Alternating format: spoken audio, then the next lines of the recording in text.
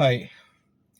ఇవాళ ఆహ్, అంటే ఎట్లాంటి హైప్ లేకుండా రోజు వార్తల్లో లేకుండా కూడా ఒక అట్లా స్లోగా ఇంకా చెప్పాలంటే కరెక్ట్ ఒక స్థిరంగా కొనసాగే ఏరియాస్ ఉన్నాయి హైదరాబాద్ సంబంధించి. ఆహ్, ప్రధానంగా ఇన్వెస్ట్‌మెంట్ ఇంట్రెస్ట్ యాంగిల్ చూస్తే. చాలామంది ఏమనుకుంటారంటే ఎవ్రీడే హ్యాపెనింగ్ ఫ్యూచర్ సిటీ అది తప్ప ఇంకేం లేదు అని. ఇంకొంతమందయితే వాళ్ళ అనుకూలు అధికారంలో ఉన్నప్పుడు ఒక రకంగా, అధికారంలో లేకుండా వేరే వాళ్ళొస్తే ఒక రకంగా అన్నట్టుంది. ఆఫ్‌కోర్స్ అంటే ఆ పాలనలో వాళ్ళు పెద్ద పెద్ద పదవులు పొందారు కాబట్టి ఆ రకంగా ఆర్టికల్స్ రాయాల్సిందే. ఎందుకంటే స్వామి భక్తి చాటుకోవాలి కదా! కానీ దారుణం. ఇప్పుడు మనం అధికారంలో ఉన్నప్పుడు హైదరాబాద్ బ్రాండ్ ఇమేజ్ ఓ అద్భుతః! మనం లేము అనేసరికి హైదరాబాద్ బ్రాండ్ ఇమేజ్ గోవిందా! అసలది ఏం లాజిక్? హైదరాబాద్ అనేది ఎవ్వరొచ్చినా ఉద్యమ కాలంలో ఏం చెప్పాం మనం? హైదరాబాద్ అనేది రాష్ట్రం విడిపోయినా, విడిపోకపోయినా హైదరాబాద్‌కు ఎదురు లేదు, తిరుగే లేదు. ఎందుకంటే రకరకాల వనరులున్నాయి. ఇది గంగా యమున తహజీబ్. Not only Hindu Muslims but also other states people ఇక్కడ పెద్ద ఎత్తున ఉన్నారు. లక్షల్లో ఉన్నారు. తర్వాత జియోగ్రఫికల్‌గా అద్భుతమైన ప్లేస్, ప్లాటూన్ ఏరియా, పీఠభూమి ఏరియా. సో, అన్ని రకాలుగా హైదరాబాద్ అద్భుతహ అన్నారు. రియల్ ఎస్టేట్‌కు డోకా లేదన్నారు. కానీ ఇవాళ పదవులు పోయిన తర్వాత, అధికారం మారిన తర్వాత ఆఫ్‌కోర్స్ వీళ్ళు గొప్పగా చేస్తున్నారని చెప్పి మనం అనుకోవడానికి లేదు. కానీ ఎందుకు దెబ్బతింటది దారుణంగా? ఆఫ్‌కోర్స్ వాళ్ళు కూడా సంథింగ్ చేయడానికి ట్రై చేస్తారు గదా! అంటే మీరు ట్రై చేస్తారు, మిగతా వాళ్ళు ట్రై చేయరనా? పోనీ ఆ రోజు అనుయాయులకు ఏమి చేసి పెట్టలేదా? ఈరోజు అనుయాయులకు వీళ్ళు చేస్తుంటే సరే తప్పులను ఎత్తి చూపడంలో తప్పే లేదు. ఈయన తప్పు చేస్తే ఈయనతో అనాల్సిందే, ఆయన తప్పు చేస్తే ఆయనను అనాల్సిందే. కానీ అంతిమంగా ఉరుమురిమి మంగళం మీద పడ్డట్టు హైదరాబాద్ బ్రాండ్ ఇమేజ్‌ని దెబ్బతీసే ప్రయత్నం ఏంటి? ఆ ఆర్టికల్స్ ఏంటి? ఆ రాతలేంటి? రోతలేంటి? అబ్బా! Very sorry. చాలా అదనిపిస్తుంది. సో, హైదరాబాద్‌కైతే ఎవ్వరు ఎన్ని రకాలుగా రాతలు రాసుకున్నా కూడా హైదరాబాద్‌కు డోకా లేదు. కంపెనీలు ఇంకా చూస్తూనే ఉన్నాయి. కాకపోతే ప్రభుత్వం వైపు నుంచి విధి విధానాలు ఎలా ఉన్నాయి? ఎట్లా పాలిసీస్ ఎట్లా ఇంప్లిమెంట్ చేస్తున్నారనేది చాలా కీలకం. నో డౌట్ అది. అలాగని డ్యామేజ్ అయ్యే రకంగా ఏమన్నా జరుగుతుందా అంటే నార్మల్. ఇప్పుడు ఆ రోజు కూడా జరిగినాయి. కాకపోతే ఆ రోజు ఎత్తి చూపితే వెంటనే తెలంగాణ వ్యతిరేకమైన ఒక ముద్ర. వెంటనే దానికి సంబంధించిన చేయడం.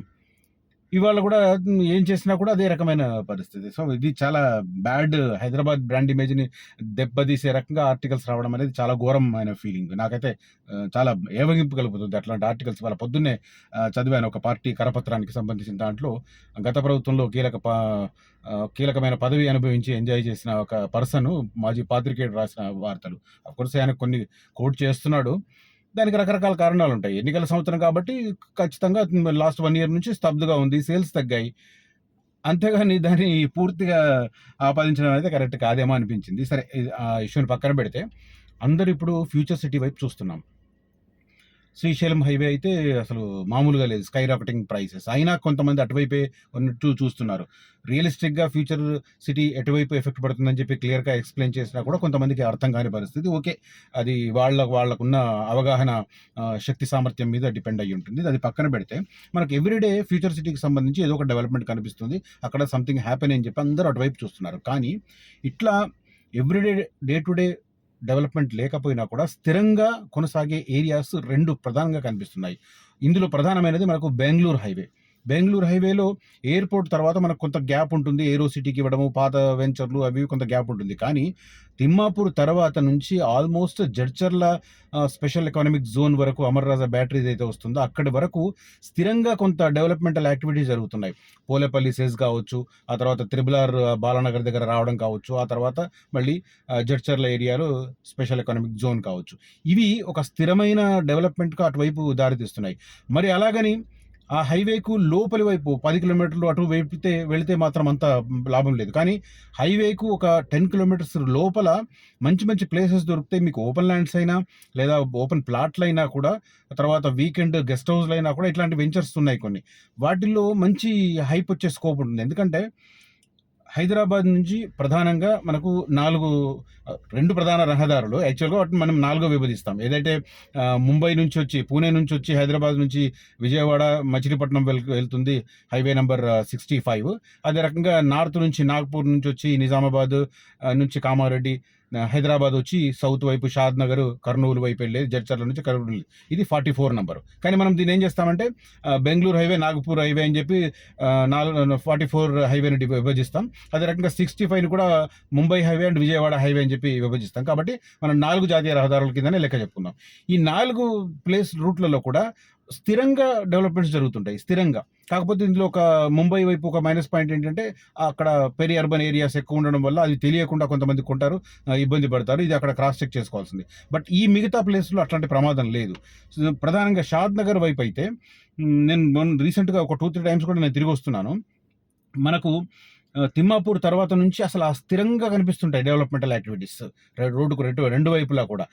కంపెనీస్ రావచ్చు, తర్వాత ఈటరీస్ అంటే ఫుడ్ రిలేటెడ్ దానికి సంబంధించిన ఎస్టాబ్లిష్మెంట్స్ కావచ్చు, అవి మనకు స్థిరంగా కనిపిస్తాయి అప్ టు బాలానగర్ దాటగానే మనకు కొంచెం దూరం వెళ్తే పోలపల్లి స్పెషల్ ఎకనామిక్ జోన్ ఉంది. దాని నేపథ్యంలో కూడా అక్కడ పెద్ద ఎత్తున ఉద్యోగాల కల్పన జరుగుతుంది. వాళ్ళు కూడా they are depending on nearby areas to reside, అంటే అక్కడ నివాసం ఉండడానికి వాళ్ళ సరౌండింగ్ ఏరియాస్లో ఉన్న ప్లాట్లను అవి చూస్తున్న పరిస్థితి.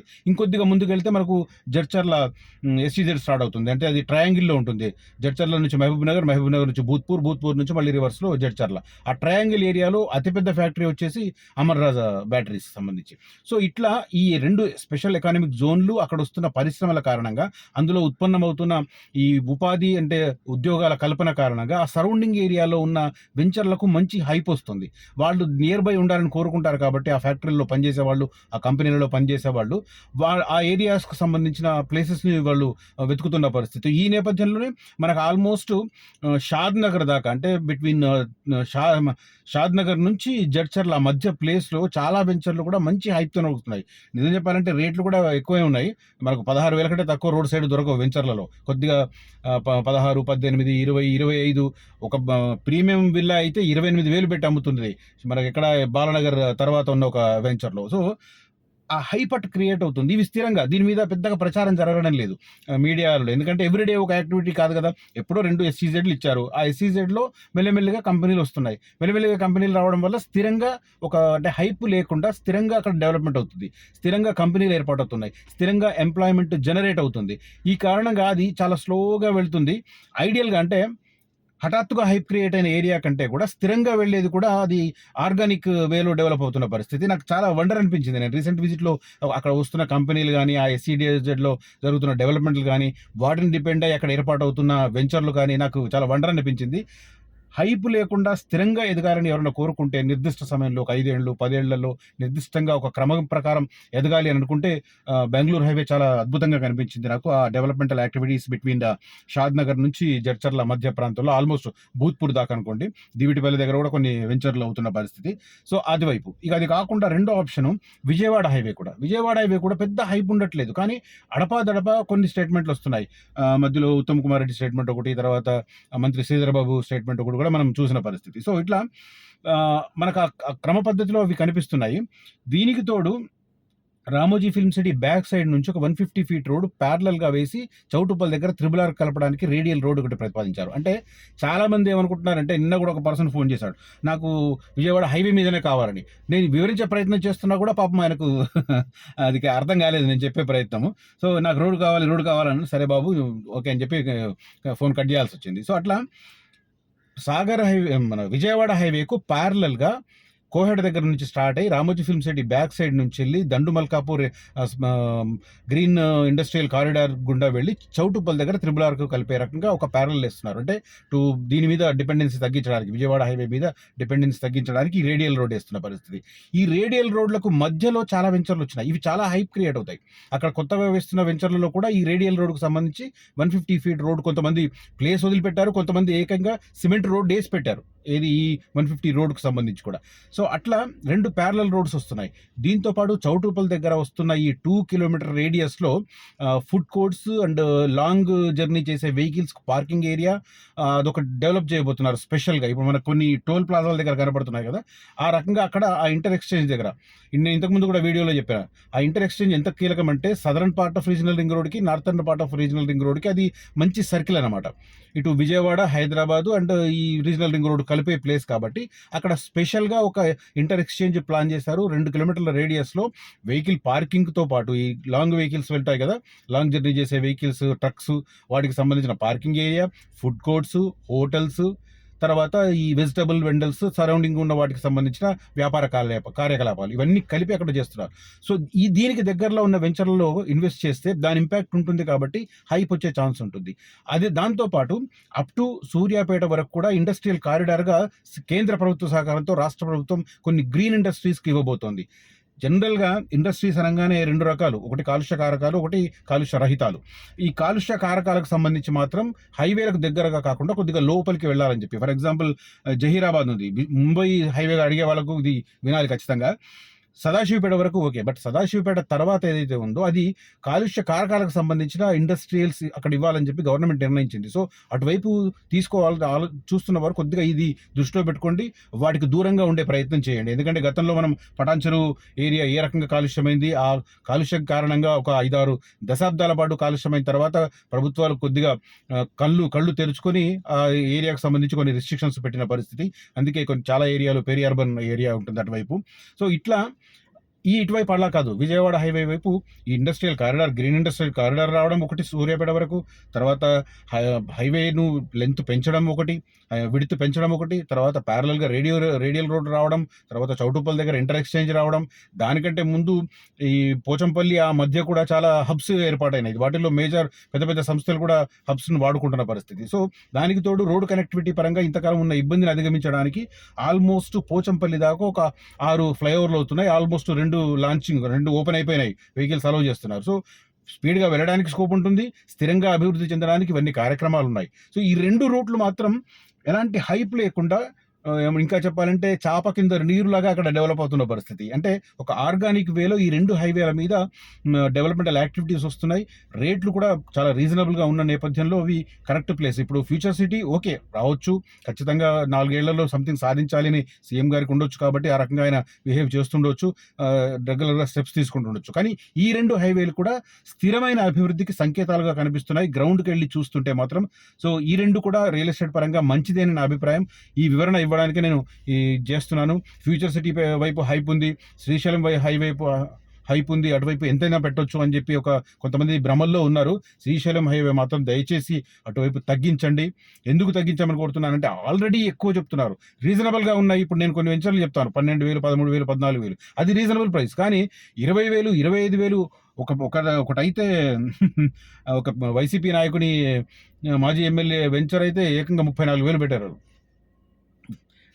ఫ్యూచర్ సిటీ పేరు మీద. ఇంకా కొన్ని ప్రీమియం ఉన్నాయి, 40,000-42,000 కూడా పెట్టిన పరిస్థితి. ఇంకా అంటే మహేశ్వరం నుంచి మనం కందుకూరు మధ్య వెళుతుంటే రోడ్డు పక్కన కనిపిస్తున్నాయి. సో ఓకే, కెపాసిటీ ఉన్న వాళ్ళు కొని అక్కడ పడేస్తాం, 500 గజాలు 1000 గజాలు కొని పడేస్తాం అనుకున్న వాళ్ళు ఓకే. కానీ నా అడ్వైజ్ మాత్రం నేను మిడిల్ క్లాస్లో ఉండి, మిడిల్ క్లాస్ అంటే అప్పర్ మిడిల్ క్లాస్లో ఉండి కొన్ని రోజుల తర్వాత వాటిని సేల్ చేసుకొని ఏదో రకంగా వాడుకుందాం అన్న ఆలోచన ఉన్న వాళ్ళు మాత్రం దయచేసి శ్రీశైలం హైవే వైపు చూడొద్దు. ఒకవేళ చూసినా కూడా వెరీ రీజనబుల్గా 12,000, 13,000, 14,000, మ్యాక్సిమం 15,000 వరకు ఉన్నది మాత్రం ఇన్వెస్ట్ చేయొచ్చు. ఎందుకంటే ఒక 5 నుంచి 10 సంవత్సరాలు వెయిటింగ్ పీరియడ్ ఉంటుంది, దానికి తగ్గట్టుగా లాభాలు వచ్చే అవకాశం ఉంటుంది. కానీ అబ్నార్మల్గా పెట్టి మాత్రం దయచేసి మళ్ళీ ఆ ప్రైస్ రాకపోతే ఏడవలసిన పరిస్థితి వస్తుంది. రీజనబుల్ ప్రైస్ ఉంటే మాత్రం తీసుకోవచ్చు. బట్ స్థిరంగా అభివృద్ధి కొనసాగుతున్న రూట్లలో కూడా పరిశీలించాలి, గ్రౌండ్ రిపోర్ట్ను చూడాలి. నన్నే నమ్మమని చెప్పట్లేదు, గ్రౌండ్ రిపోర్ట్ చూసిన తర్వాత దానికి అనుగుణంగా నిర్ణయం తీసుకోవాలి. బట్ వన్స్ అగైన్ చెప్తున్నాను, హైదరాబాద్ బ్రాండ్ ఇమేజ్ అనేది ఎవ్వరు ఎన్ని తప్పుడు కథనాలు రాసినా కూడా దెబ్బతినదు. ఇట్లాంటి కుట్రలు గతంలో కూడా చాలా జరిగినాయి, ఉద్యమ కాలంలో కూడా చాలా జరిగినాయి. 5 ఏళ్ళు 6 ఏళ్ల పాటు చాలా ఘోరమైన పరిస్థితి, హైదరాబాద్ను దెబ్బడి తీయడానికి కూడా చాలా మంది ప్రయత్నాలు చేసిన పరిస్థితి. సో అట్లా అన్ని అధిగమించిన తర్వాతనే ఇవాళ హైదరాబాద్ ఇట్లా సర్వైవ్ అవుతుంది.